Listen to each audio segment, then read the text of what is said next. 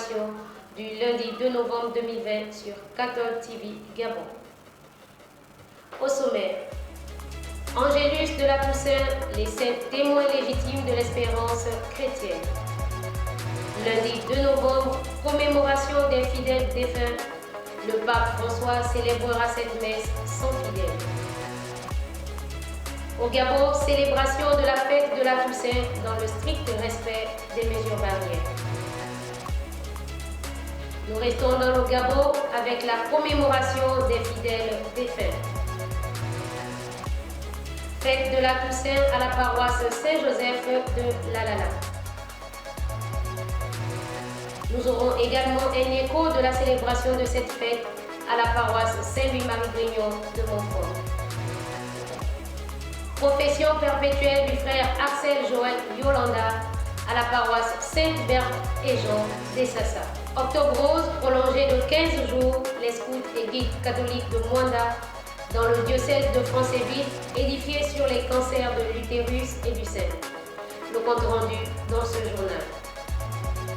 2 novembre, journée internationale de la fin de l'impunité pour les crimes commis contre les journalistes.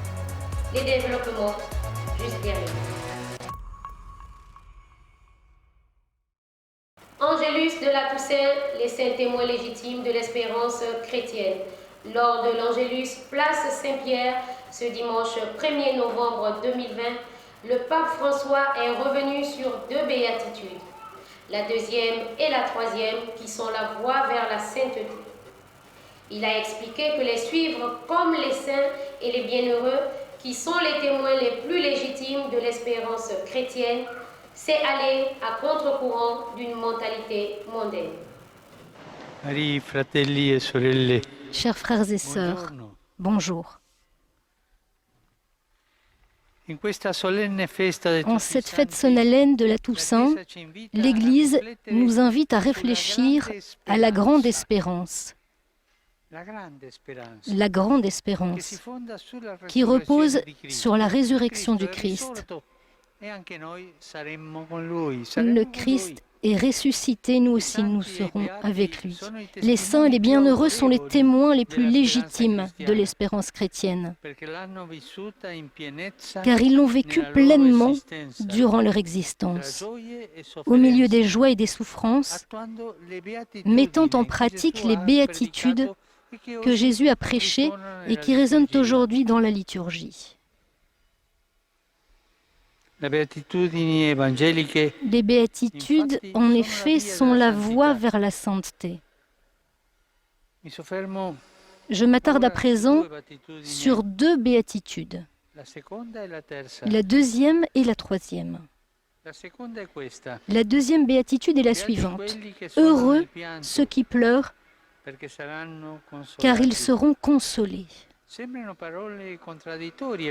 Ces paroles semblent contradictoires, car pleurer n'est pas un signe de joie et de bonheur. Les raisons de pleurer et de souffrir sont la mort, la maladie, l'adversité morale, le péché et les erreurs. Tout simplement, la vie quotidienne, fragile, faible et marquée par les difficultés. Une vie qui est parfois blessée et éprouvée par l'ingratitude et les incompréhensions. Jésus proclame « Bienheureux ceux qui pleurent face à ces réalités et qui, malgré tout, font confiance au Seigneur et se placent dans son ombre. » Ils ne sont pas indifférents et n'endurcissent pas non plus leur cœur dans la douleur, mais ils espèrent patiemment dans la consolation de Dieu. Et cette consolation, ils l'expérimentent dans leur vie. Dans la troisième béatitude, Jésus dit « Heureux les doux, car ils recevront la terre en héritage. » Frères et sœurs, la douceur est une caractéristique de Jésus, qui dit de lui-même « Devenez mes disciples, car je suis doux et humble de cœur. » Les personnes douces sont celles qui savent se contrôler, qui font de la place à l'autre, qui l'écoutent et le respectent dans son mode de vie, dans ses besoins et dans ses exigences. Elles ne veulent pas l'accabler ou le rabaisser. Elles ne veulent pas tout dominer ni imposer leurs propres idées et intérêts au détriment des autres. Ces personnes que la mentalité mondaine n'apprécie pas sont au contraire précieuses aux yeux de Dieu, qui leur donne en héritage la terre promise, c'est-à-dire la vie éternelle. Cette béatitude aussi commence ici-bas et s'accomplira au ciel. La tendresse, en ce moment où il y a beaucoup d'agressivité dans le monde, et même dans la vie de tous les jours, le premier réflexe serait l'agressivité. Nous avons besoin de douceur pour aller de l'avant, vers la sainteté, sur la voie de la sainteté. Ascolter, écouter, respecter, ne pas rabaisser la douceur. Chers frères et sœurs, choisir la pureté, la douceur et la miséricorde, choisir de faire confiance au Seigneur dans la pauvreté d'esprit et l'affliction, s'engager en faveur de la justice et de la paix, tout cela signifie aller à contre-courant d'une mentalité de ce monde, de la culture de la possession, du divertissement privé de sens, de l'arrogance envers les plus faibles. Cette voie évangélique a été parcourue par les saints et les bienheureux. Lundi 2 novembre, commémoration des fidèles défunts. À l'occasion de cette commémoration, le souverain pontife a célébré ce lundi la messe au cimetière du Vatican à 16h, dans une forme strictement privée à cause de la crise sanitaire. Le pape François s'est arrêté ensuite à la grotte du Vatican pour prier pour la mémoire de tous les papes décédés. Demain après-midi, je célébrerai la messe en suffrage des défunts au cimetière teutonique, lieu de sépulture au cœur du Vatican.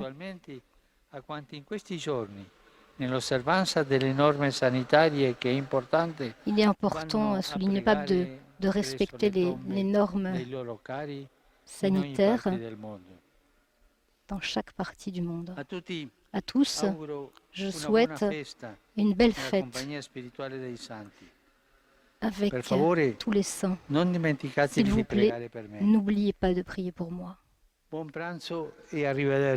déjeuner et au revoir. Voilà le pape qui vient de s'adresser aux fidèles.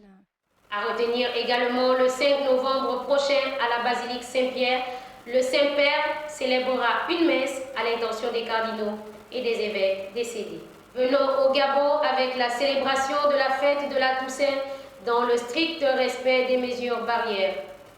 En Église responsable et soucieuse de la santé et de la vie de tous, c'est dans le strict respect du protocole de la riposte contre la Covid-19 que l'Église catholique a célébré la fête de la Toussaint ce dimanche 1er novembre 2020 sur l'ensemble du territoire national. Dans l'archidiocèse de Libreville, le protocole sanitaire édicté par l'ordinaire des lieux, son Excellence Monseigneur Jean-Patrick Ibaba, a recommandé aux curés des paroisses de multiplier les célébrations avec un nombre restreint de fidèles, 30 par messe, dans un timing d'1 heure de célébration au plus.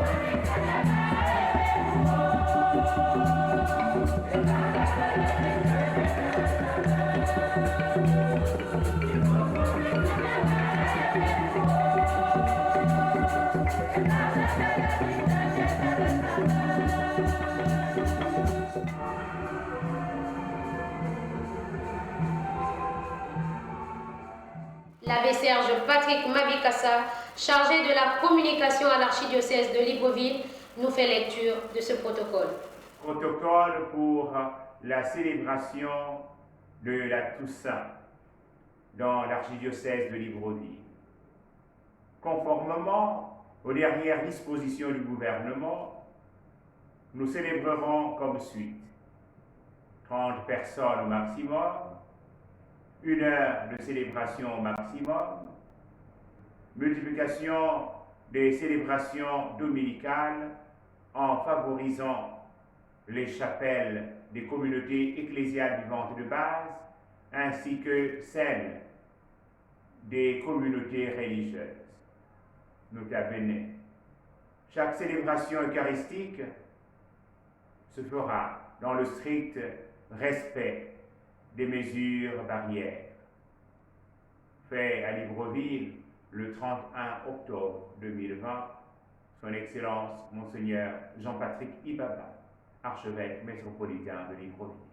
Église disciplinée et ordonnée, l'Église catholique n'est en guerre contre personne et elle s'oppose à tout affrontement ainsi qu'à tout débordement de nature à mettre la santé et la vie de ses fidèles en danger face à la Covid-19, dont la seconde vague de contamination s'annonce plus virulente que la première. Commémoration des fidèles défunts, prières et messes pour les défunts, visite et nettoyage des tombes, journée du souvenir, mais aussi journée de la communion entre l'Église souffrante et l'Église triomphante. Journée au cours de laquelle le chrétien est appelé à vivre de manière particulière la foi en la résurrection de la chair. Nous aussi, nous étions comme vous, nous disent ceux et celles qui nous ont précédés.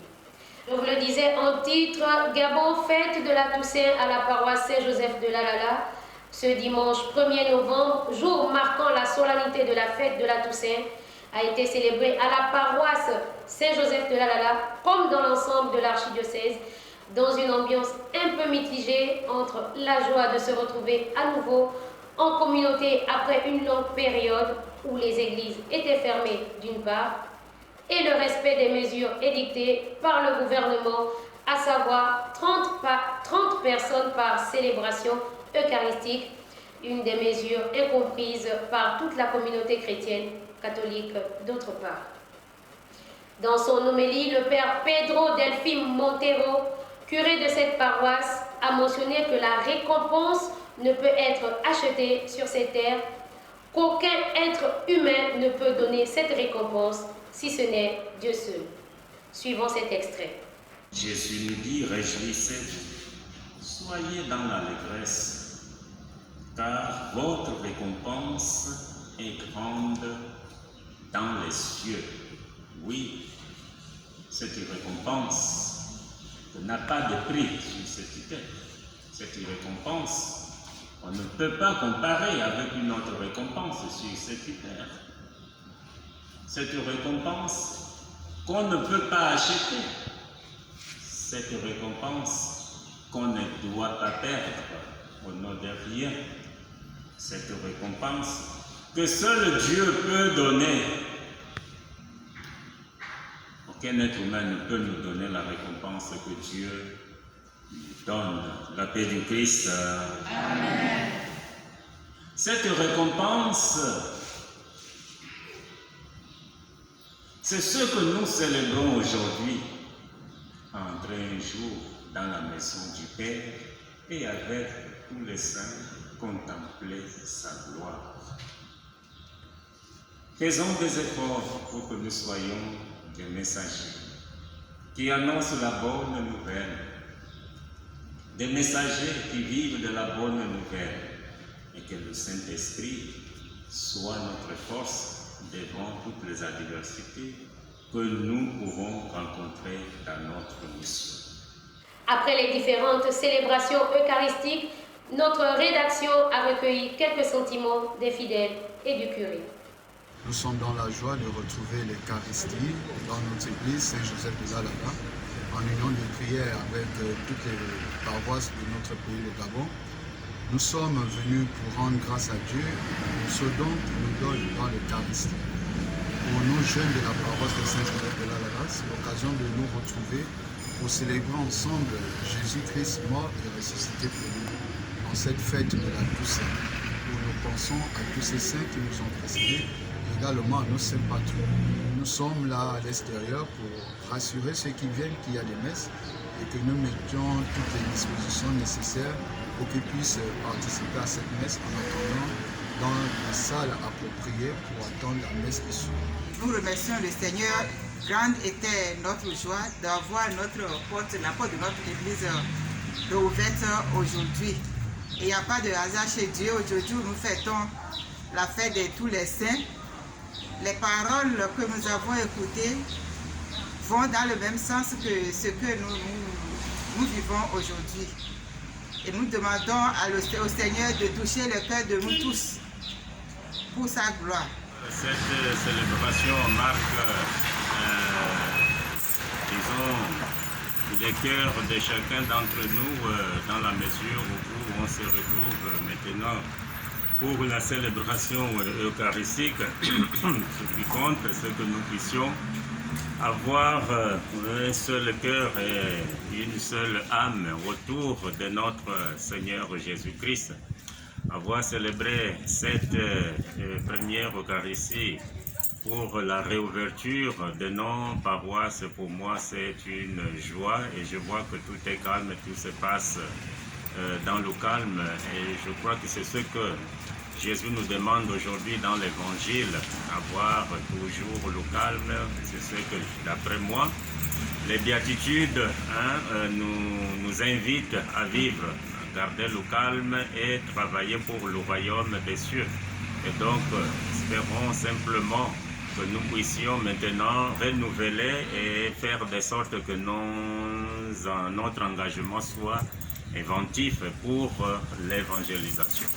Nous allons également à la paroisse Saint-Louis-Marie-Grignon de Montfort où nous avons cet écho de la célébration de la Toussaint.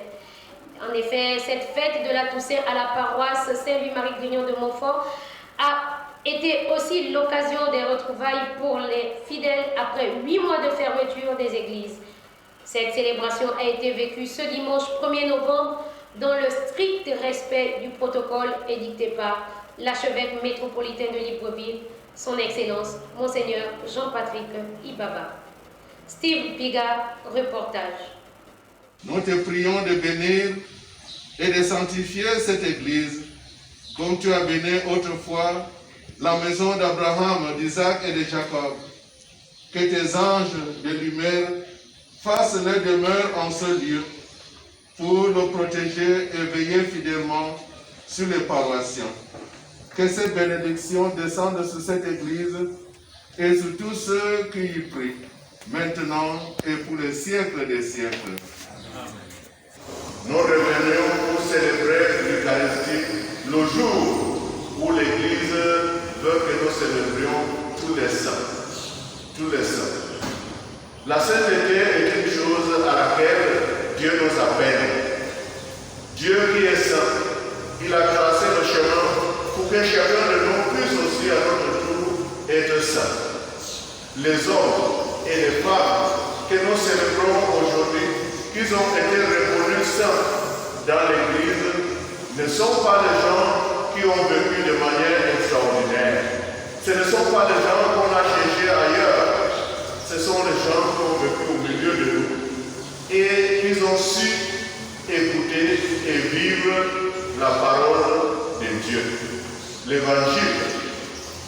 Cet Évangile qui est simple et qui nous invite à des choses ordinaires, c'est ce que ces hommes et ces femmes ont fait. Ils ont essayé de suivre le Christ, de vivre les commandements et ils n'ont pas vécu une vie facile. La route qui mène à la sainteté n'est pas une route facile. Profession perpétuelle du frère Axel Joël Yolanda à la paroisse Sainte-Berthe et Jean d'Essassa. Le samedi 31 octobre dernier, cette paroisse a revêtu ses plus beaux atours à l'occasion des vœux perpétuels du frère Axel Joël Yolanda dans la congrégation des pères claretins. Monseigneur Basile V. Engon, archevêque émérite de Libreville, qui a présidé cette cérémonie, a exhorté le jeune religieux à vivre les charismes du fondateur de sa congrégation, Saint Antoine-Marie Claret. Nina Pisca-Bivon et Bertin Eman, reportage. Tu t'engages donc aujourd'hui dans la congrégation des missionnaires claretins. C'est l'objectif. Les missionnaires claretins. Les clercs de teint ne sont pas faux. Ils sont bien les claretins. Tu t'es imprégné de son charisme et aujourd'hui tu t'engages pour toute ta vie à le vivre, à le partager. Et le charisme des missionnaires de Saint-Antoine de Claret, c'est précisément cela, être à la suite de Jésus, missionnaire du Père et rédempteur de l'humanité, par l'annonce explicite de la parole de Dieu, par tous les moyens possibles et le service de la charité selon les œuvres de miséricorde spirituelle et corporelle envers les pauvres, les plus pauvres. Ça, la vie des pères claretins. Aller vers les pauvres, les plus pauvres. C'est-à-dire ne pas laisser quelques pauvres au bord du chemin et aller aider les autres. Il dit non. Allez d'abord vers les pauvres, les plus pauvres. Cela veut dire aussi que vous ne laisserez pas les autres pauvres sur le bord de la route. Quand vous avez ramené les autres, eh bien, vous prendrez aussi ceux qui sont au bord de la route. Vous allez sur ceux qui ne pouvaient pas, même pas venir au bord de la route. Au terme de la messe, le frère Axel Joël Yolanda a exprimé sa gratitude dans son allocution de circonstance. Retrouvons Nina Pisca-Bivon et Bertin Eman. Très révérend Père Yves Loussou, délégué du supérieur majeur de la délégation Persifré, préfet de formation et supérieur de la communauté.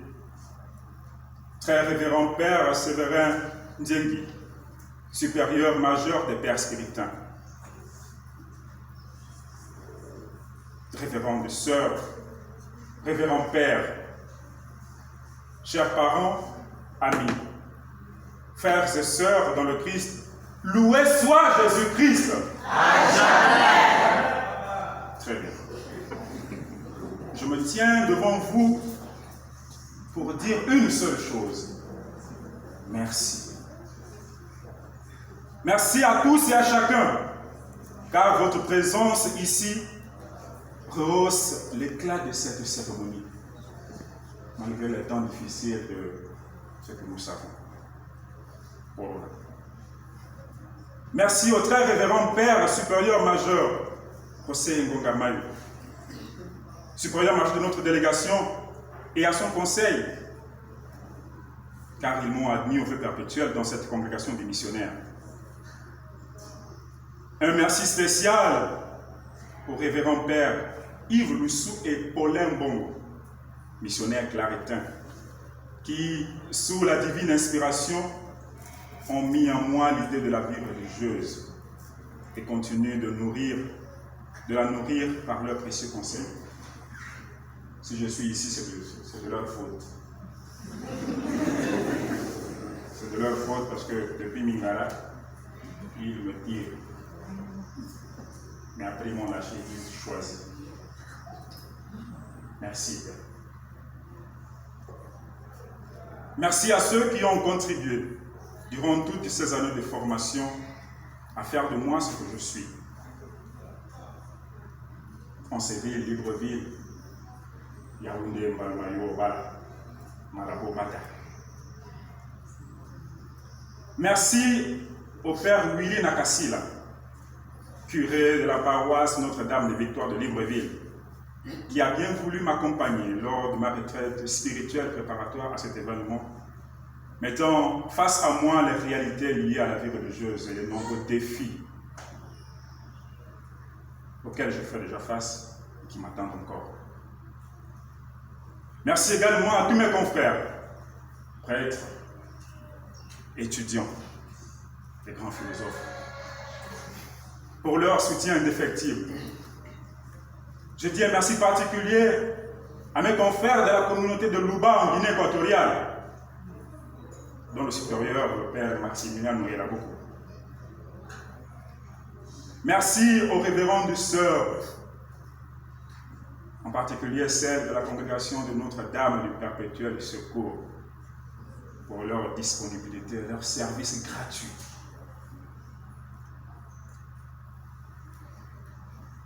Par les vœux perpétuels, je ne suis pas prêtre, je ne suis pas diacre. Ne me donnez donc pas à vos têtes pour vous bénir.